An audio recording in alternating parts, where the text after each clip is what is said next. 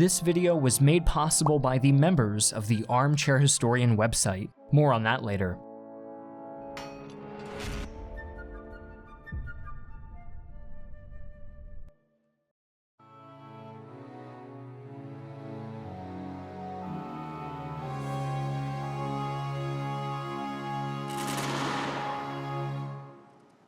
In the aftermath of General William Howe's evacuation of Boston on March 17, 1776, Washington had to predict where British forces would strike next. He speculated that New York, the largest and most prominent coastal city in the colonies, was where Howe would land, as it would enable control of the Hudson and would effectively divide the colonies. On the 13th of April, Washington entered Manhattan and quickly got to work bolstering the substandard defenses that had already been set up. Unsure of where the British would attack, he ordered the construction of several forts and gun batteries around New York. Howe knew he had to move quickly, lest the revolution continue to spread across the colonies. With fresh reinforcements, he left Nova Scotia on June 9th. After being reinforced by the recently redeployed Henry Clinton, Britain's available forces amounted to 40,000 redcoats and hundreds of warships. But Howe wasn't going to make the same mistakes he had made in Boston. He knew he had to proceed cautiously, in spite of his overwhelming numbers. On June 29th, just one day after Washington heard the news of Howe's departure from Canada, the British fleet began anchoring in New York Bay. Within several days, the British had over 170 warships present. By early July, Howe's troops landed unopposed at Staten Island. It was an impressive show of force. Many New Yorkers, seeing such a powerful demonstration, turned coat. As part of Howe's new cautious approach, he requested to meet with Washington to resolve the conflict peacefully on several occasions, but to no avail. The rest of July remained quiet, as Howe gradually assembled the rest of his forces. In early August, 45 more ships arrived along with General Henry Clinton and Charles Cornwallis. By this time, a total of 400 ships were gathered in New York Bay, and 32,000 troops were stationed on Staten Island. Washington feared the worst, writing to Congress, "The unexpected arrival of Clinton's Carolina army on Staten Island, which, added to the Hessians and foreign troops under Lord Howe, exhibits a force justly alarming. When I compare it with that which we have to oppose them, I cannot help feeling every anxious apprehension. The new levies are so incomplete, the old regiments deficient, and so much sickness that we must have an immediate supply of men. Call out to the militia immediately."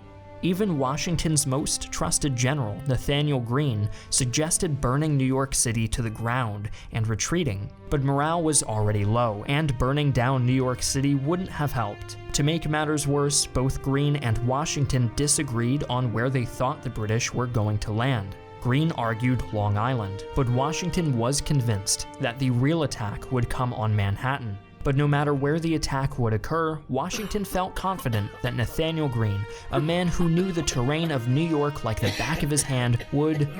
Nathaniel, are you okay? I guess not. Greene eventually got so sick that he had to be relieved of his command. By mid-August, Washington managed to bolster his garrison from 10,000 to 19,000 troops.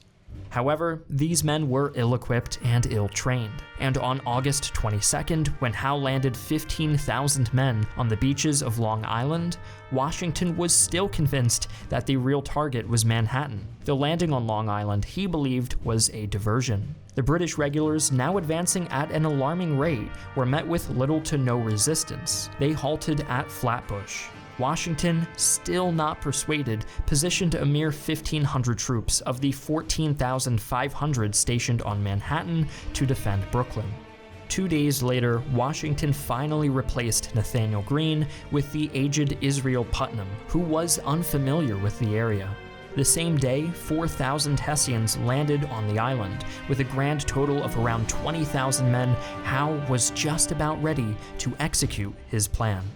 This involved hurdling 2 defensive lines, the first of which was guarded by General Alexander and 500 of his men in the west at Gowanus Road. In the center, General Sullivan had 1,100 men stationed around Flatbush Pass, along with an additional 800 who held Bedford Pass. The weakest part of the front line was in the east, where just 500 riflemen under Colonel Samuel Miles acted as Sullivan's flank guard. This outer defensive line was positioned on high ground. In some areas, it was as high as 150 feet, exactly twice as high as Bunker Hill.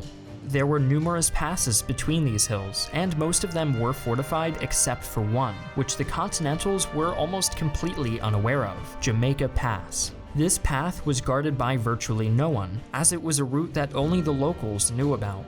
Luckily for Howe, there was a very pro-British sentiment in the area, and the Loyalists revealed information about the unfamiliar pass. Clinton was the first informed about the route on August 26th and advised Howe to formulate his plan around exploiting it. Meanwhile, Washington recognized he was heavily outnumbered and thus drew a second line of defense, which was held by approximately 6,500 men who were dug in around Brooklyn. This was to be used as a fallback position. On the night of August 26th, around 9 o'clock, Howe and Clinton began moving troops through Jamaica Pass, while 5,000 Redcoats engaged Alexander's forces at Gowanus Road as a diversionary attack. At 3 a.m., Putnam was informed of the assault and sent Alexander 1,000 reinforcements to hold the line. Around this time, General Sullivan discovered the 4,000 Hessians who had begun to bombard his position, but no attack followed, encouraging him to send Alexander even more reinforcements. To make matters worse, Colonel Miles, who was guarding the eastern flank, decided to reposition himself nearer to where the gunfire was coming from, exposing both Jamaica Pass and most of the eastern flank. By dawn, Howe's men had successfully circumvented colonial forces without being spotted by Putnam. However, Miles, who discovered the British column at the last minute, turned around and attempted to hold them off with his small group of riflemen. They were swiftly captured. Jamaica Pass had been secured by the British. At 9 a.m., Howe fired 2 cannon, signaling for the Hessians and the remaining British forces to begin their main assaults. Sullivan's men promptly came under fire by both Howe and the Hessians, and within minutes the line broke. Though many of his men did make it to safety, hundreds were captured, including Sullivan, who had personally tried to delay the British.